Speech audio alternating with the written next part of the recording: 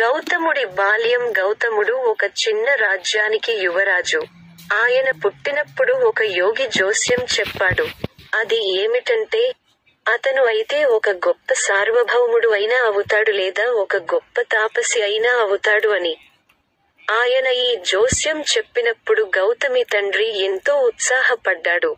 ఆయనకు గౌతముడు గొప్ప తాపసి కావడం ఇష్టం లేదు. ఈయన గొప్ప సామ్రాట్ కావాలని అనుకున్నాడు. ఒకవేళ బాధను, దుఃఖాన్ని చూసినట్లయితే ఆయన ఒక తాపసిగా మారవచ్చు అనుకుని, గౌతముడిని ఎప్పుడూ విలాసాలలో ఉంచాడు. మంచి ఆహారం, బట్టలు ఇంకా విలాసాలు. అతనికి 19 సంవత్సరాల వయసు వచ్చినప్పుడు తండ్రి ఆయనకు ఎంతో అందమైన యువతితో వివాహం చేశాడు.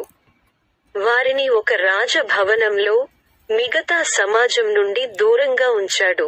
అక్కడ కేవలం వినోదాలు, విలాసాలు మాత్రమే తప్ప ఎటువంటి బాధలను చూసే అవకాశం లేదు. ఒకరోజు గౌతముడు నగరంలో సంచరించాలి అనుకొని, తనని సంచారానికి తీసుకువెళ్ళమని రథసారథిని ఆదేశించాడు. ఆయన అలా వెళుతున్నప్పుడు ఒక వృద్ధుడిని చూశాడు. అప్పటి వరకు తన జీవితంలో వృద్ధులను ఆయన చూడలేదు.